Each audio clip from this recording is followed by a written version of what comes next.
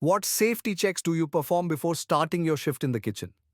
I inspect all equipment to ensure it's functioning properly, including ovens, burners, and refrigeration units. I check for gas leaks, secure electrical connections, and make sure knives and tools are clean and safe to use. I also verify that fire extinguishers and first aid kits are accessible. A quick safety check helps prevent accidents during service.